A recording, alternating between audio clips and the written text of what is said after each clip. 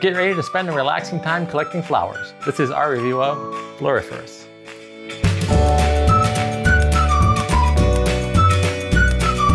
Floriferous is a set collection card game where players try to earn the most points by collecting flowers, and I did think it was pretty relaxing. It's a great example of a family-friendly card game with a lot of strategic decisions, and we'll tell you all about it after this quick how to play.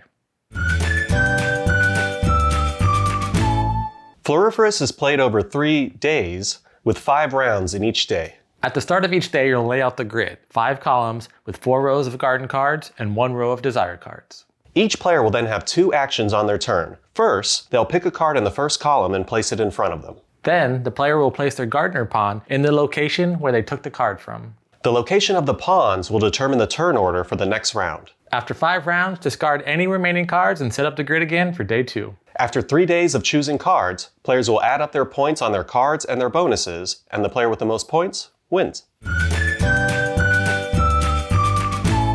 We backed this game on Kickstarter, but we had seen lots of pictures of Herbaceous all over Instagram, and that game looked really interesting to me and I wanted to get it. But when I saw that you could get the 2 games together and get it bundled, we decided to do it that way. So we looked at the Kickstarter, but really we kind of knew we just wanted both games, so we didn't really look into it too much. However, we knew that the artwork was very pretty. And then when we got the game, I was really pleased that the mechanics are just as fun as how pretty the artwork is. It's nice watercolors, and they even add little pictures of like garden statues and bugs in there too. So, kind of pleasing to look at and just nothing overly complicated. One of the things I like most about this game is something I really like about Herbaceous as well. It's very easy to set up and it's very easy to teach someone how to play this game. Probably in less than 20 minutes, you could set it up and teach a brand new person how to play this game and you could start playing. And after the first round, they'll kind of get a hand of what's going on so that about round 2 and 3, they're like, okay, I get it. They can start forming a strategy. And even on the very first game, everyone feels very competitive. It's a very close game. And once you're done, if you lose, you really want to play again right away. I think that's kind of the magic of these type of lightweight games, just because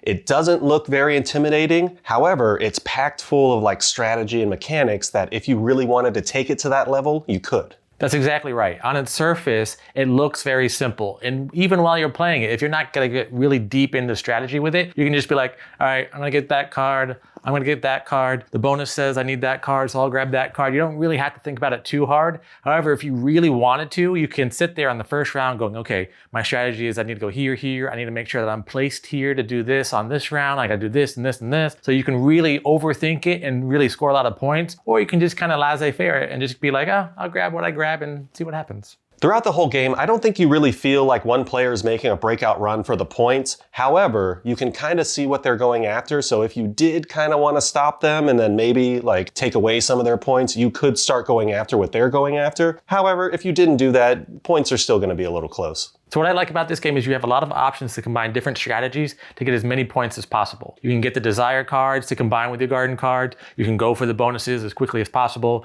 You can try to get the arrangement cards and get points that way. So slowly but surely over the 3 days, you can really start adding up the points. And especially with the desire cards, if you get 1 or 2 really good desire cards and get the garden cards that really match up with them, you can really run away with the points. It may not look like it, so no one feels like they're being overwhelmed by how many points you're getting, but by the end of the game, you can just be like, I have so many points. So even though it's played in days, those days are very short.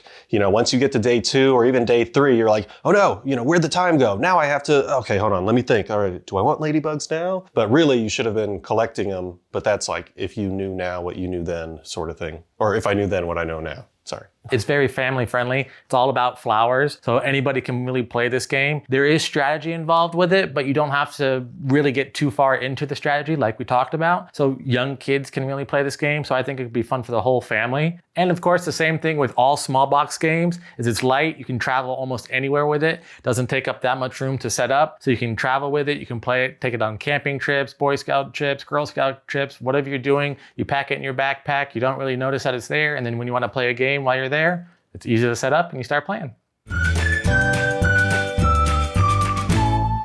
So overall, as a short game that you might play in the very beginning of a game night, I really like this. The theming is there where they kind of added more to it with the artwork and they put insects and arrangements in for that whole like botany or flower theme. So I like how they did that. I'll probably give it a 7. Overall, I really like this game. I think I like this game a little bit better than Herbaceous, and I'm only comparing it because of the designer and the graphic style of it. However, I like that Herbaceous plays a lot quicker because it's a lot simpler of a design, but I do like that this one is a little bit more complicated and the theming is there. They both have positives and negatives against each other, so I'm still gonna give this one an 8, just like I gave Herbaceous. And that was our review of Floriferous. What'd you think? Are you ready to stop and smell the flowers? Let us know in the comments below. And if you're enjoying our content, please like this video and subscribe to our channel. And if you want to watch our review of Herbaceous, check out the link in our description below. Until next time, I'm Lee. I'm Kenny. I go party like a board gamer.